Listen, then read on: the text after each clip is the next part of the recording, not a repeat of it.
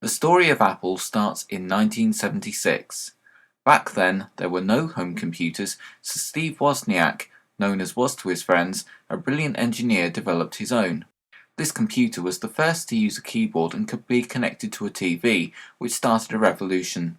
Wozniak's friend, Steve Jobs, was also interested in computers and urged Woz to sell his computer, so Jobs and Woz went into business on April 1st, 1976 as Apple Computers. Wozniak decided to completely redo his design. The new Apple II added color graphics and was a huge improvement. Jobs invited venture capitalists to invest in the new fledgling company, and after much frustration eventually secured funding to mass-produce the Apple II. The injection of cash enabled Apple to become the biggest home computer company of the early 80s. The Apple II was a huge success in the home and also with businesses. However, in 1980, IBM launched their home computer, the IBM PC. Pressure was on for Apple to innovate. The Apple III was a huge failure because it was badly engineered and designed by a committee. In the search for fresh innovation, Jobs took a team of Apple staff to the Palo Alto Research Center run by Xerox. Here they glimpsed the future, a completely new approach to computing. Up until then, all computers used type commands to enter information to perform tasks, but Xerox had invented something revolutionary. Instead of typing, users could use a mouse to move a pointer on the screen and select functions using on-screen buttons. This is called a graphical user interface, or GUI. Apple's first attempt at a machine with a GUI was Lisa in 1983, a high-end business computer, but it was expensive and didn't sell. The Apple Computer Company was now huge, and it was felt that experienced leadership was needed. Steve Jobs persuaded John Sculley to leave Pepsi-Cola and become CEO of Apple with the phrase, "Do you want to sell sugar water to kids or change the world?" At the same time as the Lisa was in development, Jeff Raskin was appointed to lead another project at Apple, which he named Macintosh. Steve Jobs had been pushed out of the Lisa team due to conflicts and ended up taking over the Macintosh, determined to make it into a better, cheaper version of the Lisa. The Mac was largely engineered by Burrell Smith. The software was written by Andy Hertzfeld. The fonts and icons were designed by Susan Kerr, and the graphics were programmed by Bill Atkinson. All the development was overseen personally by Steve Jobs. In 1984, the Mac was launched. Although not as big a hit as Apple has predicted, it soon became popular with anyone who needed an easy-to-use computer which had unrivaled graphics. In 1985, following a power struggle with Sculley, Jobs lost power at Apple and decided to quit the company. With his fortune made at Apple, he bought Pixar from George Lucas.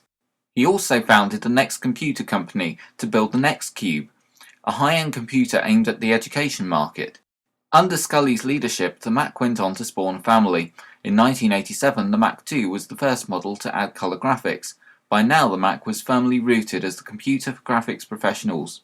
In 1989, the Macintosh Portable was Apple's first attempt at building a portable computer, but weighing in at almost 16 pounds, it was not until 1991 that the PowerBook 100 became the world's first modern laptop. Apple was facing renewed competition from the PC. Now dozens of companies were building IBM-compatible machines running software from Microsoft. Apple sued Microsoft over their Windows software, which brought a GUI to the PC rather than typing instructions, but Apple lost the litigation. Yet again, Apple needed to innovate, but they weren't getting anywhere.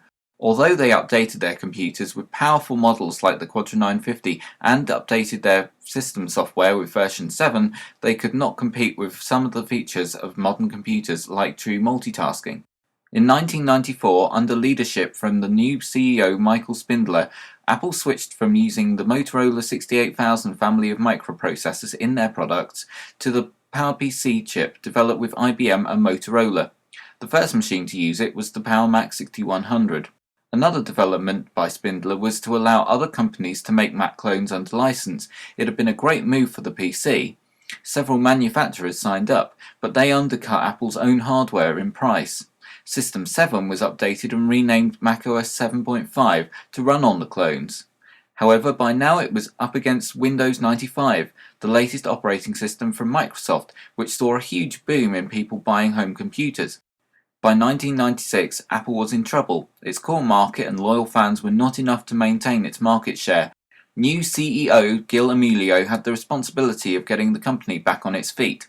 Emilio decided to stop development of new software at Apple and simply buy a new operating system to compete with Windows from somewhere else. BIOS was thought to be the most likely option, but at the last minute Emilio was persuaded to buy Next, the company started by Apple founder Steve Jobs. Jobs returned to Apple and took over running the company within a few months. He made major changes to the internal running of the company. He announced the end of the clones and that macOS 8 and 9 would form a transition to a new operating system based on Next technology. One of the first products introduced under Jobs' new Apple was the iMac, a brightly coloured all-in-one computer. This innovative new product was the first step in revitalising Apple's fortunes. Jobs also cut back on the huge range of models offered by the company, replacing a confusing product line with a range of gorgeous-looking computers like the PowerBook G4, the most powerful computer of its day. In 2001, Apple brought out the iPod. While there had been other MP3 players before it, the use of a scroll wheel allowed easy access to the 1,000 songs that could be stored on the new device. Later that year, the fruits of the purchase of Next came to bear, in the shape of macOS 10. It had a great new interface, offered support for all those modern computing features that had eluded Apple's developers, and could run all the software developed for macOS 9. macOS 10 took a while to catch on, but future versions 10.2 Jaguar, 10.3 Panther, and 10.4 Tiger added more features, and eventually all the major software for the Mac was rewritten to take advantage of the completely new system. The iPod proved to be a huge hit, but with the introduction of the cheaper iPod mini, available in multiple colours, Apple reached out to the masses and had the world's biggest selling MP3 player. Part of the iPod's success was that it worked with Apple's own iTunes software. In 2003, the iTunes Music Store was launched for both Mac and Windows. This online music store allowed people to easily and legally buy songs over the internet for the first time. In 2005, Steve Jobs dropped a bombshell. After 11 years, Apple was moving away from the PowerPC family of microprocessors and switching to Intel. This was seen as an uncertain move by Mac users at the time. In 2006, when the first Intel iMacs launched, it was clear that Apple had made a good choice, as IBM had failed to keep pace with its PowerPC G5 chip, and the new Core 2 Duo chips from Intel were going to be vastly superior for performance. This also gave rise to an interesting new feature for Mac hardware, the ability to run Windows. Unfortunately, the ability to run older macOS 9 software was removed. In 2007, after much speculation, Apple unveiled the iPhone, which pioneered the use of a multi-touch display to control it and used the same OS X operating system as the Mac to provide an amazing internet experience on a mobile phone. Apple have been busy since 2007, releasing macOS 10.5 Leopard and then 10.6 Snow Leopard, continuing to perfect their operating system. They now have an incredible range of computer products: the iMac, Mac Mini, MacBook Air, MacBook, MacBook Pro, and Mac Pro. They also have an amazing lineup of mobile devices: the iPhone 3GS, the iPod Classic, the iPod Nano, and iPod Touch.